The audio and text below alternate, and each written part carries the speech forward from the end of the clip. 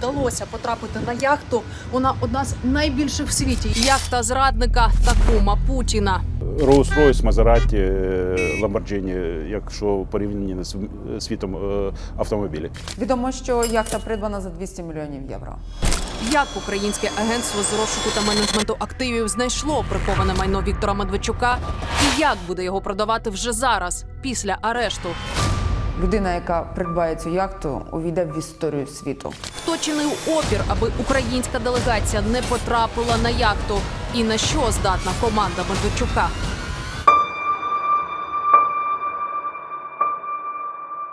ТСН покаже ексклюзивне відео з середини судна, яке нам вдалося зафільмувати. Ми перші журналісти, що потрапили на цю яхту. Не перемикайте.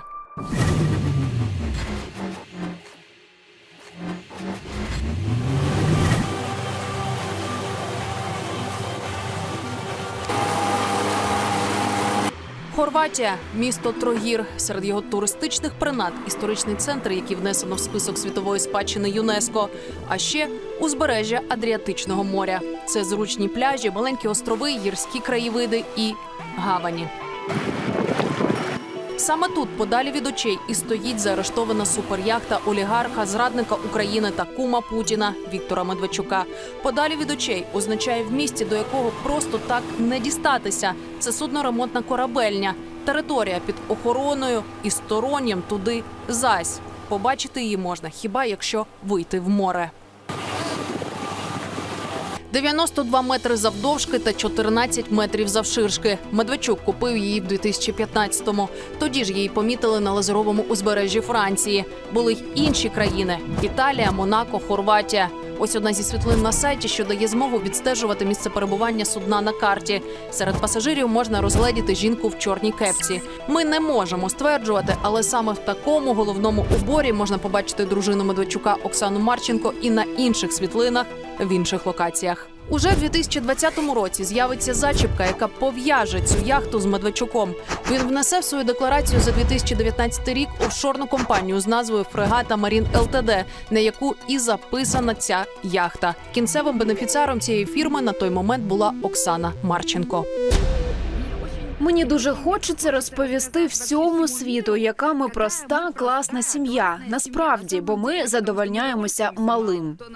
Далі, аби врятувати це мале від санкцій, майно перереєструють на офшорну компанію «Ланелія Холдінгс ЛТД», теж із Маршалових островів. А вже навесні 22-го цю яхту знайшло АРМА – агентство з питань виявлення, розшуку та управління активами, одержаними від корупційних та інших злочинів. Нами було зроблено велика кількість запитів до таких міжнародних організацій, як СТАР, Карін, Європол, Інтерпол. Навесні 22-го Личаківський районний суд міста Львова це майно заарештував. Хорватська сторона рішення визнала, а згодом в Україні цей актив Медведчука передали в управління АРМА для реалізації. У лютому цього року Кабмін дав свою згоду на продаж Royal Romance на користь держави. Увесь цей час яхта не мала права покидати територію Хорватії.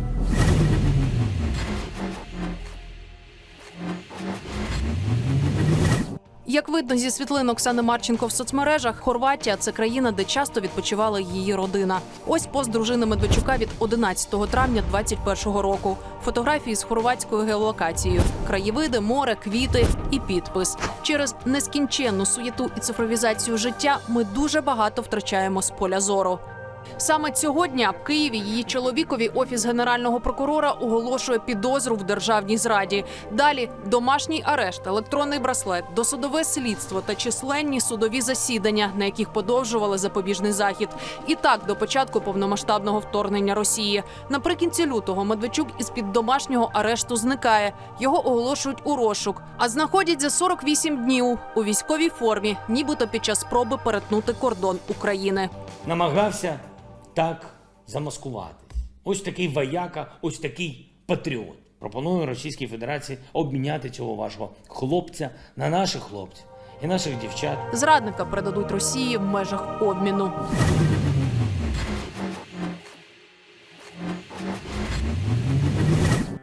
Але повертаємося до яхти. Наприкінці лютого українська делегація приїздить у Хорватію, щоб оглянути її перед продажем.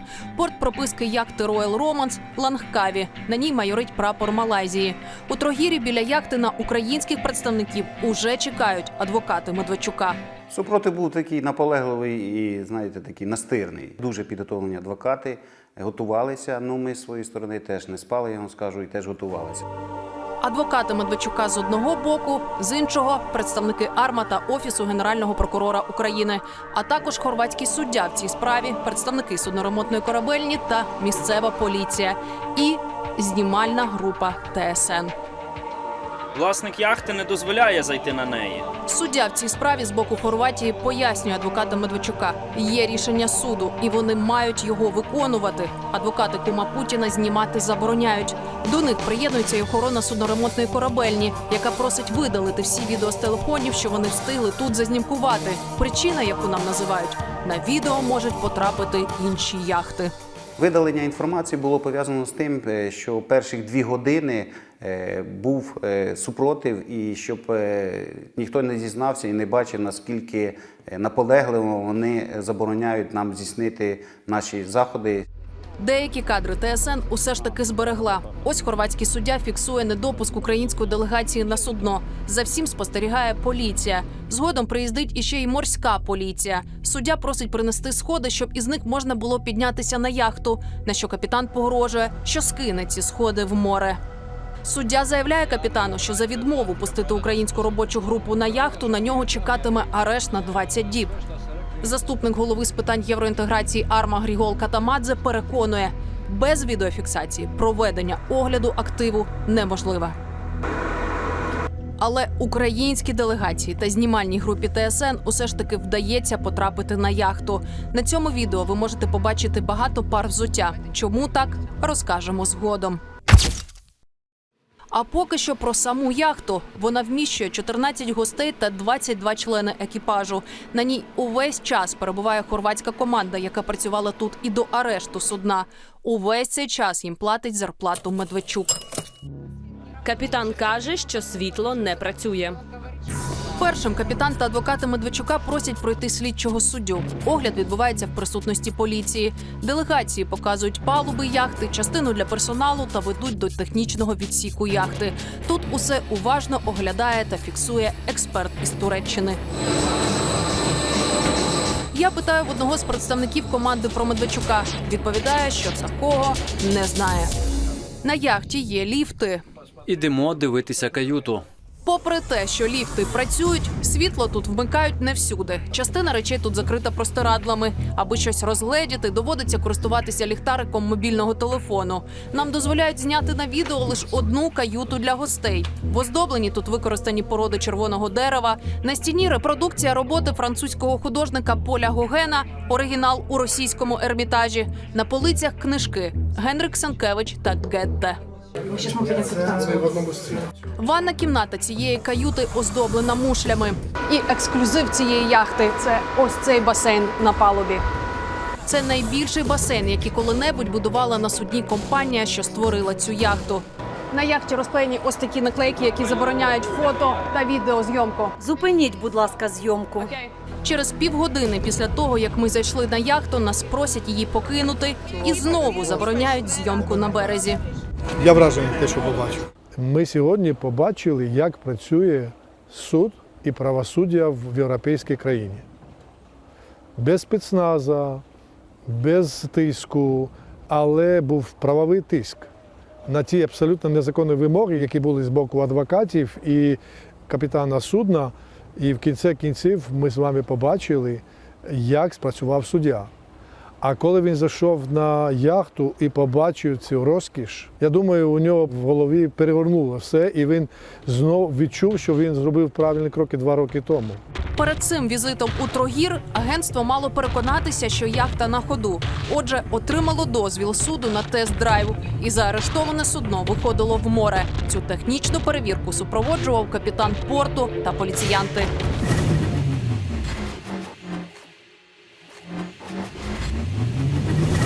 Після повернення з Хорватії ми зустрічаємося з експертом і моряком Тарасом Остапчуком. Він працював на різних яхтах на посаді старшого механіка. Перед повномасштабною війною ходив в Іспанії на яхті «Леді Анастасія», яка належить росіянину Олександру Міхеєву. Він 2 роки назад був головою Рособоронекспорт. Про вчинок Тараса ви точно чули в лютому 22-го. На третій день повномасштабного вторгнення Росії в Україну він намагався потопити майно росіянина. Спробував затопити, пішов в машинне відділення, відкрив кінстони. Але на облавку були ще члени екіпажу. Хлопці почали волати, викликали поліцію. Тараса добу протримали в поліційному відділку, а згодом іспанський суд відпустив його на батьківщину. Нині він служить у ЗСУ. Ми показуємо відео з яхти Медведчука. Це надзвичайно крута яхта. За розмірами, за вартістю, за люксовістю. Вона входить в перші десятки яхт світу.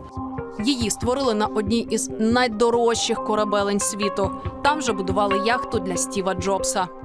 Шип в Нідерландах – це одна з провідних і найвідоміших фірм у світі, яка займається будівництвом найбільших моторних яхт. Але найбільше Тараса захоплює машинне відділення Royal Romance. Головні двигуни – це Майбах. Ми бачимо головний двигун фірми MTU, 16 циліндрів, V-образний, потужністю 3000 кінських сил. Таких двигуна головних 2. Я бачу, що тут в машинному відділенні все до ладу. Чудовий стан. Догляд, ніде нема ні іржі, ніде нема якісь пошкоджені. Повний бак цього плавзасобу – це 190 тисяч літрів дизельного пального. За приблизними підрахунками вартості палива в Європі – це понад 350 тисяч євро. І цього вистачить на тиждень морських прогулянок. Ми бачимо, що ця яхта після майже 10 років експлуатації виглядає дуже по-сучасному, немає ніяких вад. І якщо буде відповідний догляд, то ця яхта може прослугувати і 100 років. І повертаємося до взуття. Пам'ятаєте, ми обіцяли розповісти, чому його так багато на палубі яхти? Звичка зняти взуття вуличне, до речі, і мільйонери знімають. Зазвичай надаються або бахіли, або якісь капці з цієї яхти, там, з якимсь вензелем. Отже, коли делегація завітала на яхту, бахил вистачило тільки на поліціянтів та суддю. Усі решта ходили просто в шкарпетках. Тарас пояснює, на яхтах такого класу на палубах використовують дуже цінну деревину – стикового дерева. Це рослина родини вербенових. Росте в Азії. Отже, правило для всіх – зайшов на яхту, зніми взуття, навіть якщо тобі не видали капці. Щоб не ушкодити тільки палубу. Бо на яхтах застосовують найдорогіші, найцінніші породи. Воно надзвичайно стійке для морської води солоної і довговічне.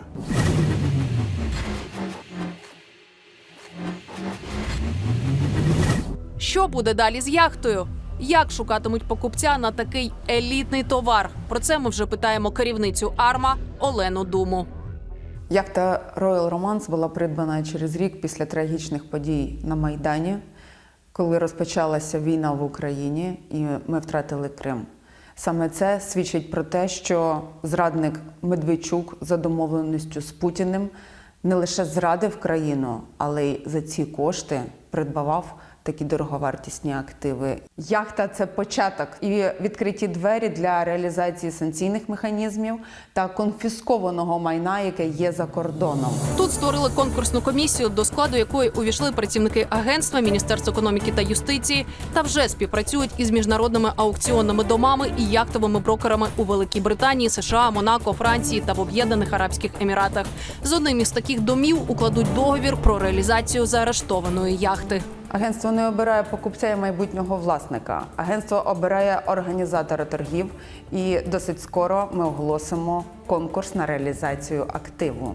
За словами Думи, під час відрядження до Хорватії «Арма» отримала в поліції важливі документи, які свідчать про страхову вартість яхти. Серед них є страхова сума в 130 мільйонів євро. Це найнижчий поріг, за яку може бути реалізована яхта. Викупити її в Україні сам Медведчук не зможе, як і представники країни-терористки. Щоби її від них не купили підставні особи, покупця ретельно перевірятимуть. Кошти від реалізації яхти підуть виключно на обороноздатність країни та Збройні сили України. У У травні строк арешту на яхту Royal Romance спливає. Отже, реалізувати її хочуть у найближчі 2 місяці. Але навіть якщо не встигнуть до цього терміну, керівниця агентства запевняє, передбачений і такий варіант. Це могли бути втрачені можливості реалізувати такий дороговартісний актив. Це означає, що в травні або при знятті арешту така яхта могла би повернутися до власника Медведчука. Але агентство вжило всіх можливих заходів, тому я заспокоюю всіх. Цього не станеться. І ми з нетерпінням також очікуємо додаткових заходів появи прізвища Медведчука в 14-му санкційному списку Євросоюзу. І це не єдине заарештоване майно кума Путіна Медведчука. На тепер є 4 кримінальні провадження стосовно нього. Майна в ухвалах суду більш ніж на 50 сторінок. І це дороговартісні активи, рухоме і нерухоме майно. Це більш ніж 5 сторінок антикварних картин. Скоріше за все, ми будемо передавати це до Національного музею. Також дороговартісні годинники відомих марок, таких як Breguet, Dolce & Gabbana, Cartier. Але при цьому також є речі, які знову ж таки підтверджують його любов до Російської Федерації. Це монети царської Росії, це годинники під назвою Кремль. Дума нагадує, ця справа Медведчука за кордоном перша така велика, але далеко не остання. Попереду в планах реалізація й інших заарештованих активів, зрадників та колаборантів за кордоном. Наступним кейсом, я переконана, будуть літаки. Їх 12, деякі з них знаходяться в Канаді, деякі знаходяться в Лейпцигу. Це величезні Руслани Ан-124. Крім цього, є нерухомість в Великобританії та у Франції під Парижем. Валерія Ковалінська, Ігор Сірий, Андрій Марченко та Даніель Косаковський. ТСН 1+1.